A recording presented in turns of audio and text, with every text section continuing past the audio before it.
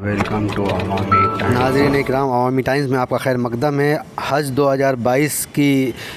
तैयारियों के संबंध में आज मुंबई हज कमेटी ऑफ इंडिया में एक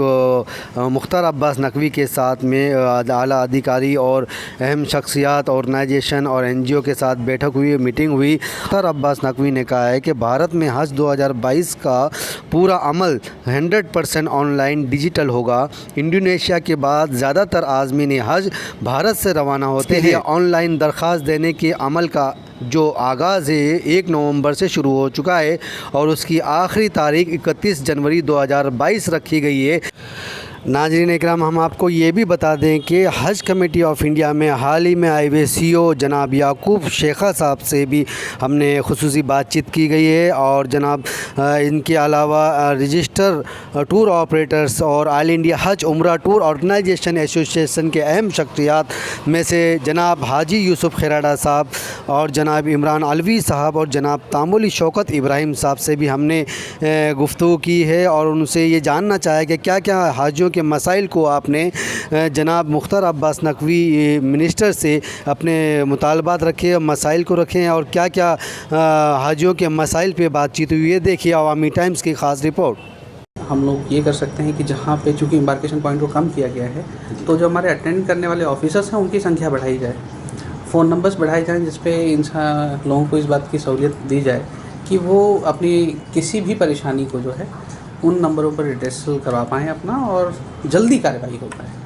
तो इसके अलावा उन्होंने काफ़ी चीज़ों के लिए कहा कि इस बार हम सावधानी और सहूलियत दोनों का बराबर इंतज़ाम करते हुए आज को मुकम्मल करें। तो इन चीज़ों की दिशा में सार्थक कार्रवाई हो रही है और मंत्री महोदय भी संतुष्ट दिखे और जो भी उन्होंने सुझाव दिए उनके लिए हम उम्मीद कर रहे हैं कि हमने पूरा करें। थैंक यू, बहुत बहुत शुक्रिया जनाब याकूब शेख साहब, आपको बहुत बहुत मुबारकबाद। अवामी टाइम्स के इदारे की जानिब से हमारी आपकी ये पहली मुलाकात है। CEO के आपको पद पे आप यहाँ पे आए हैं, हम आपका इसका वेलकम और खुशामदीद करते हैं। Thank you so much. क्या क्या मसाइल को उजागर किए और क्या क्या आपने मुतालबात रखे हैं केंद्रीय मिनिस्टर जनाब मुख्तार अब्बास नकवी से? जी जनाब। अस्सलाम वालेकुम और रहमतुल्लाहि बरकातुहू। सबसे पहले तो अल्लाह ताला से दुआ गो है कि अल्लाह ताला 2022 का हज हिंदुस्तानी मुसलमानों को करना नसीब फरमाए और साथ ही साथ मैं हमारे ऑनरेबल मिनिस्टर मुख्तार अब्बास नकवी साहब का बहुत बहुत शुक्र अदा करूँगा कि उन्होंने पर्सनल इनिशिएटिव लेकर और खुद की दिलचस्पी लेकर आज की ये मीटिंग बुलाई है। आज की मीटिंग का मकसद ऐसा था कि उनको हमारी राय, HGO की राय, दूसरे ग्रुपों की राय, सबके ओपिनियन पूछना था कि भाई कैसा कीजिए, किस तरह से किया जाए। तो सिलसिले में सबसे पहला तो मैंने जब मीटिंग थी तो हमने पूछा कि भाई इंडिया के अंदर जो 2 वैक्सीन है, कोवैक्सीन और कोविशील्ड वैक्सीन है, क्या दोनों वैक्सीन सऊदी गवर्नमेंट ने एक्सेप्ट कर ली है? तो मिनिस्टर साहब ने कहा कि हाँ अल्हम्दुलिल्लाह दोनों इंडिया की वैक्सीनों को सऊदी गवर्नमेंट ने एक्सेप्ट कर लिए। तो अब हज और उम्रा जाने वाले लोगों से को कोई फ़िक्र करने की ज़रूरत नहीं, आप कोई भी वैक्सीन लगाओ तो ये दोनों वैक्सीन सऊदी गवर्नमेंट ने एक्सेप्ट कर ली और कबूल कर ली है। दूसरा सबसे बड़ा मसला हमारे लिए ये था कि 2 साल से हम बेकार बैठे हैं, कोई कामकाज नहीं है, कोई इनकम नहीं है और एक्सपेंसेस चल रहे हैं। तो हमने मिनिस्टर साहब से गुजारिश की और दरख्वास्त की है कि जो जब तक नया कोटा नहीं आ जाए, जब तक नया कोटा ऐड नहीं हो जाए, तब तक आप नए लोगों को नहीं लीजिए। इसके अंदर क्या होता है कि ऑलरेडी पहले से कोटा कम है, इस बार 50% कोटा मिलेगा कि 25% कोटा मिलेगा किसी को भी नहीं मालूम है।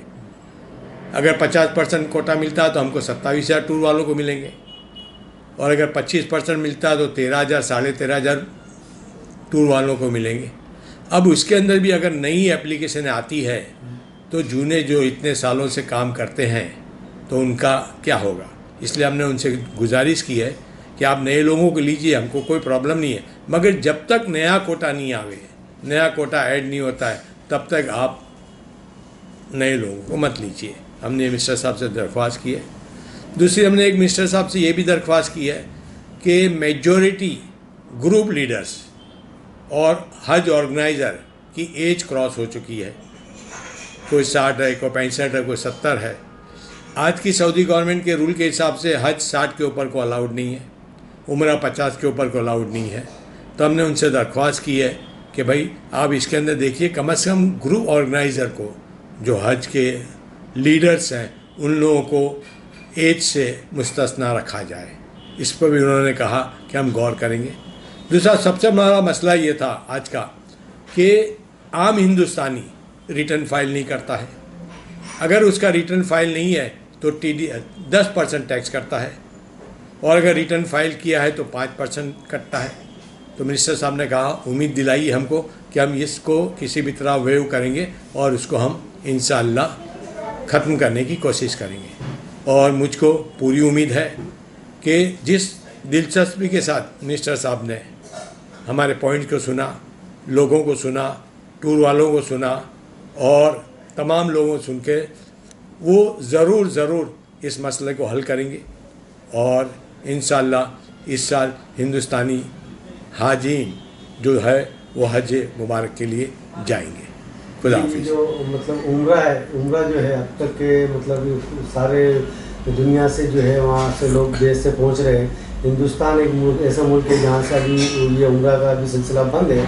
इस मामले में क्या बातचीत हुई, ऐसा कुछ आपने कुछ बताया? अभी हमने मिनिस्टर साहब को ध्यान दिलाया था, उन्होंने कहा हम भी सऊदी गवर्नमेंट के टच में है बराबर। वो बोलते अभी उम्रा शुरू नहीं है, मगर हमने मिनिस्टर साहब को बताया कि Europe, America, western countries, even Bangladesh का भी उम्रा ग्रुप शुरू हो चुका है। इराक से उम्रा के ग्रुप जा रहे हैं, हिंदुस्तान को अभी तक नहीं। 6 कंट्री जो मेन है, इंडिया, पाकिस्तान, तुर्की, इजिप्ट, इंडोनेशिया, मलेशिया, ये मेन हज उम्रा के जो हब हैं, उनको अभी तक शुरू नहीं किया है। और हमने दरख्वास्त की है कि कम से कम हिंदुस्तान को शुरू कर दिया जाए। तो उन्होंने कहा हम देखेंगे इस सिलसिले में। हमारे राज्यों से दरख्वास्त करूँगा कि पहले वो चेक कर लें कि टूर वाला रजिस्टर्ड टूर वाला है कि नहीं है। ये आप हज का अपने साइट के ऊपर, मिनिस्ट्री की साइट के ऊपर जाके चेक कर सकते हैं कि टूर वाला रजिस्टर है कि नहीं टूर वाला रजिस्टर है। दूसरा, हमने मिनिस्टर साहब से ये भी दरख्वास्त की कि आप एक ऐसे सर्कुलर इशू करवाइए कि कोई भी रजिस्टर हो कि अनरजिस्टर हो टूर वाला, कोई भी रजिस्टर्ड टूर वाला हो, इवन वो भी कुछ अमाउंट एडवांस ले जब तक उसको कोटा ना मिले। क्योंकि 500 टूर हैं, कम से कम 500 से 800 टूर वाले हैं, उसमें अलग अलग कैटेगरी के रजिस्टर हैं बराबर है। तो आप बुकिंग करवाइए, मगर बुकिंग के अंदर एक 10% एडवांस खाली लीजिए, पूरा अमाउंट मत दीजिए। अगर आप पूरा अमाउंट देंगे और उस टूर वाले को कोटा नहीं मिलेगा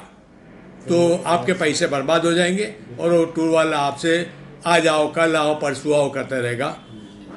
इवन बड़े टूर ऑर्गेनाइजर से भी हमने कहा कि ऐसा कीजिए कि एक सर्कुलर जैसा कुछ निकलवाइए कि भाई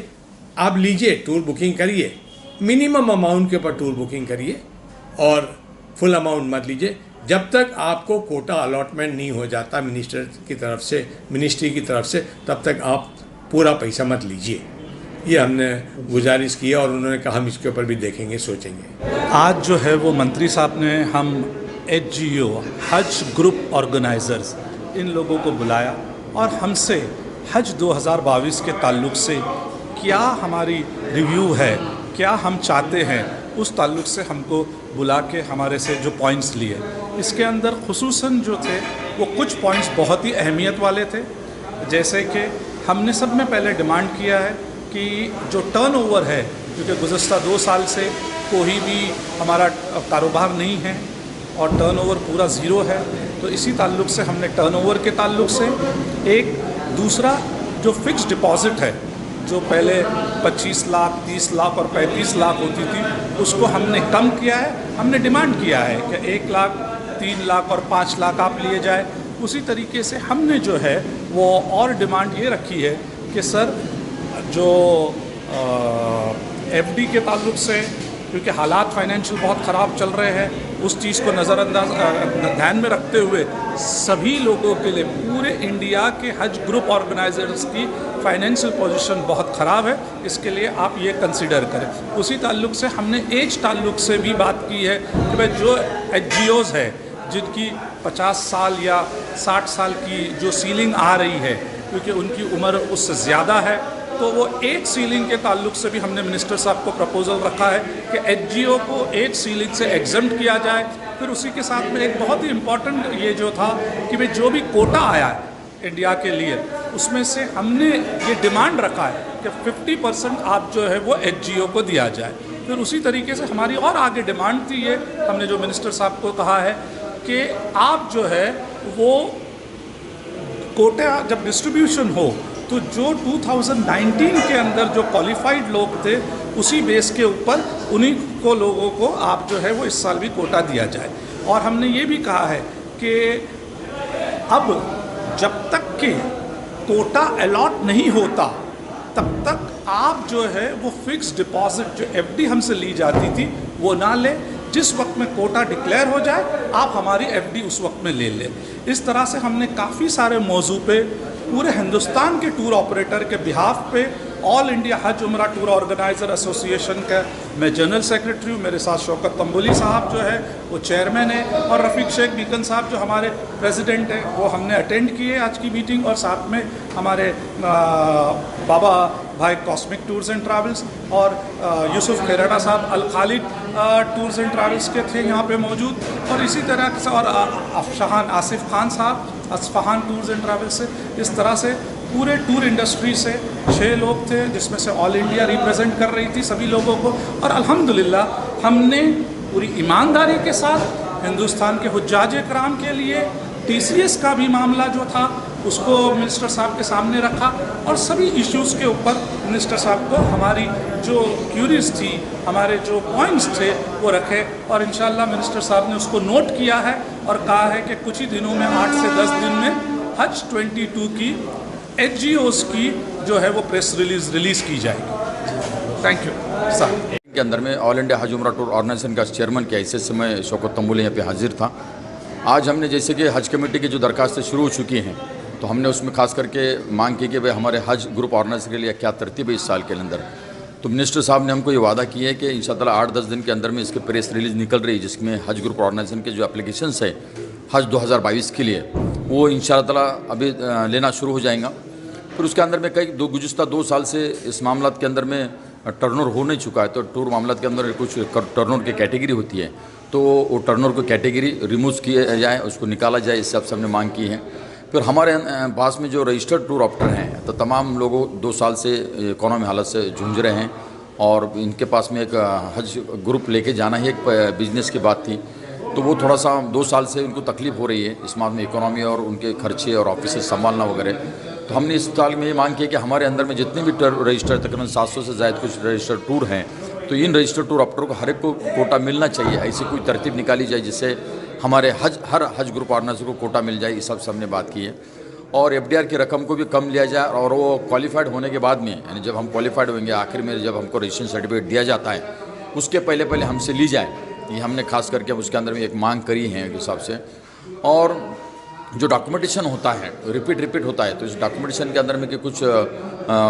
कम डॉक्यूमेंटेशन लेकर हमारे दरखास्त ली जाए, इसके लिए भी खास करके हमने मांग की, ताकि जो कुछ उसके पीछे निगेटिव बैकग्राउंड उसमें कुछ बातें होती है तो हमने कहा कि वो होने नहीं चाहिए, जिससे डॉक्यूमेंट कम हो जाए।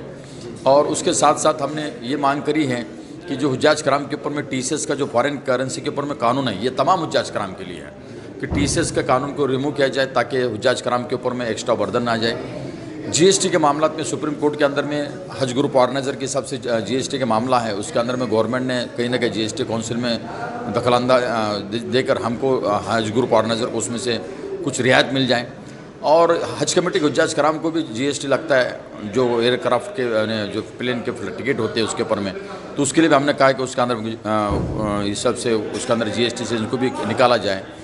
और जो इनकम टैक्स का मसला है, इनकम टैक्स रिटर्न दाखिल करना पड़ता है हुज्जाज कराम, हज कमेटी के जितने भी हुज्जाज कराम जा रहे हैं उनको पैन कार्ड बता के इनकम टैक्स दाखिल करना हो जाता है।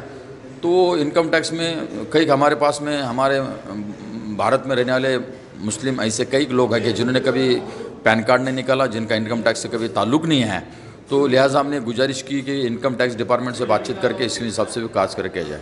खास करके हज ग्रुप ऑर्गेनाइजर की नुमाइंदगी करते हुए हमने ये भी बात कही है कि कई टूर ऑपरेटर ऐसे होते हैं कि जिनको रजिस्टर्ड न होते हुए बुकिंग करते हैं, तो इनके ऊपर मिनिस्ट्री ने मॉनिटरिंग किया जाए, इसके ऊपर मॉनिटरिंग किया जाए कि ताकि ऐसे कुछ जो टूर ऑपरेटर आते हैं कि जो इकोनॉमी वगैरह जमा करके निकल जाते हैं, तो हमने इस हिसाब से कहा कि उसके ऊपर भी नज़र होना चाहिए। और इस साल की जैसे हज 2022 की हम हज ग्रुप ऑर्गेनाइजेशन ने ये भी बात की कि 11th आवर में हमको कोटा जो आता है तो उसके अंदर भी मसाइल होते हैं कि उस वक्त हज का बुकिंग इतना होता नहीं, तो हमने हमारे जैसे हज ग्रुप ऑर्गेनाइजेशन के जिसके भी माइंड में रहेगा वो हिसाब से वो बुकिंग कर सकता है, लेकिन वो रजिस्टर्ड टूर ऑपरेटर कर सकता है, विदाउट रजिस्टर्ड टूर ऑपरेटर नहीं कर सकता हिसाब से। तो हमने ये भी कहा है कि हज जो कोटा है यानी भारत सरकार के और सऊदी हुकूमत के अच्छे रिलेशंस हैं और इसके पहले भी काफ़ी कोटा मिला है, तो हमारी ये मांग रही है कि 2019 से भी ज़ायद कोटा मिल जाए ताकि हमारे ऐसे 2 साल से जो हुज्जाज कराम हज कर नहीं पाए उन तमाम हुज्जाज कराम को कहीं ना कहीं इसमें जाने का मौका मिल जाए। कुछ मुल्कों से अभी उम्रा के लिए लोग आ रहे हैं, उम्रा के लिए, तो हमने ये कहा कि भारत सरकार की जानिब से भी ये कोशिश होना चाहिए कि अभी वहाँ रियायत सीज़न चल रहा है और वहाँ लिमिटेशन हरम शरीफ के निकाले दिए गए हैं, तो हमने ये मांग की मिनिस्टर साहब से कि अभी तक उम्रा के अंदर सेक्टर के अंदर में मिनिस्टर ऑफ मानिटरी अफेयर्स से ने मोहम्मद साहब से ने, तो जनाब अली जनाब हमने मुख्तार अब्बास नकवी साहब से गुजारिश की कि उम्रा के अंदर में भी आप थोड़ा सा तवज्जो दीजिए ताकि उम्र को मॉनिटरिंग में भी आ जाए, ताकि लोगों की चीटिंग में नहीं जाए, और सऊदी हुकूमत से बात किया जाए ताकि उम्रा भी शुरू हो जाए, ताकि यहाँ के कई ज़ायरीन अभी जाने के लिए उम्रे के लिए लोग तड़फ रहे हैं। ऐसे हम अल्फाज अपने ज़बान में बोलेंगे, कई लोगों की ख्वाहिश है कब हम मक्का मुकरमा जाते हैं और मदीना मुनव्वरा जाते हैं, कब अल्लाह के रसूल सल्लल्लाहु अलैहि वसल्लम की ज़ियारत मुबारक करते हैं, तो इस तरीके से लोग तड़फ रहे हैं। तो हमने कहा कि भाई हुकूमत भारत सरकार की जानिब से इस तरीके से कोशिश हो रही है। इन ऑल मिनिस्टर साहब ने तमाम बातों का हम बातें सुनी है, गौर से सुनी हैं, और उन्होंने ख़ास करके इसमें तमाम बातों में हमारे लिए तो पॉजिटिव बात है, हमारे एचजीओ ग्रुप ऑर्गेनाइजेशन के लिए तो बहुत बड़ी पॉजिटिव बात है कि हज 2022 के अंदर में हमको कोटा जो सऊदी में आएगा, सऊदी हुकूमत से जो कोटा आएगा उसके अंदर हमको दिया जाएगा। और हमने देखा है कि अभी तक के जितने मोमा के अंदर में यानी कि जो हज सेक्टर संभालने वाले, फिर फॉरेन मिनिस्ट्री के मिनिस्टर हो या मोमा के मिनिस्टर हो, सबसे बेहतरीन काम अल्हम्दुलिल्लाह मुख्तार अब्बास नकवी साहब ने किया है। उनको काफ़ी बातों को सुनते हैं और तमाम बातों को सुनते हैं और काफ़ी उसके अंदर में जितने हो सके उतने इम्प्लीमेंट करते हैं और सुधारना करते हैं। फिर डिजिटल का प्रोग्राम हो, हुज्जाज कराम के लिए कई सहूलतें हों, सऊदी हुकूमत के साथ बात करना हो, तो आज हमने उनका शुक्रिया अदा करते हुए ये तमाम बातें मांग रखी है। मैं हज ग्रुप ऑर्गेनाइज़र को, तमाम इंडिया के हज ग्रुप ऑर्गेनाइज़र को ये ख़ास करके उनको ये बात कहना मुनासिब समझता हूँ। इंशाअल्लाह आने वाले दिनों के अंदर में आपका रजिस्ट्रेशन भी हो जाएगा, 8 दिन के अंदर में शुरू हो जाएगा और इंशाअल्लाह हज 2022 हो जाएगा, जिसमें हिंदुस्तान के हज कमेटी से और हज ग्रुप ऑर्गेनाइजेशन से हुज्जाज कराम मक्का मुकरमा और मदीना मुनव्वरा में दाखिल होंगे इंशाअल्लाह।